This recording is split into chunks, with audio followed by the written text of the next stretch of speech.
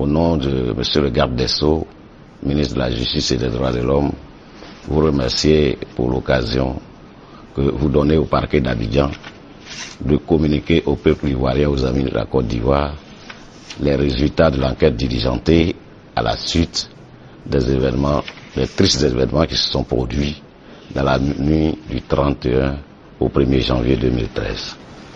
Communiqué du parquet. Suite au drame survenu à Abidjan, dans la commune du Plateau, après les feux d'artifice de la nuit du 31 décembre 2012 au 1er janvier 2013, le parquet d'Abidjan a ouvert une enquête confiée à la direction de la police criminelle.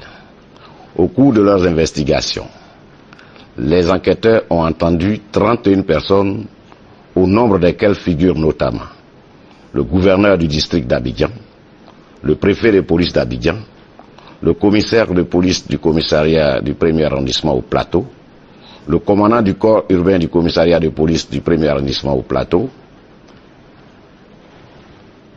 des officiers du groupement des sapeurs-pompiers militaires ayant porté les premiers secours, des responsables du centre hospitalier universitaire de Cocody ayant accueilli les blessés, des responsables de la compagnie ivoirienne d'électricité dite CIE, des responsables des services techniques de la mairie du Plateau, des responsables d'un chantier de construction d'immeubles contigus au lieu du drame, des parents de victimes, des blessés et autres témoins. De l'enquête, il ressort que, après le spectacle des feux d'artifice, une forte marée humaine s'est retrouvée sur le boulevard de la République. Pendant que certaines personnes marchaient dans le sens Hôtel Tiama Assemblée nationale, d'autres venaient dans le sens inverse. Parvenus à hauteur des feux tricolores du stade Félix Houphouët-Boigny, des bousculades provoquées par un groupe de personnes venant dans le sens de l'Assemblée nationale et scandant, libérés à Bobo arrive, ont créé une panique généralisée. Dans la débandade, sur ce tronçon obscur, certains se sont heurtés au tronc d'arbres et sont tombés, tandis que d'autres les piétinaient pour se frayer un chemin.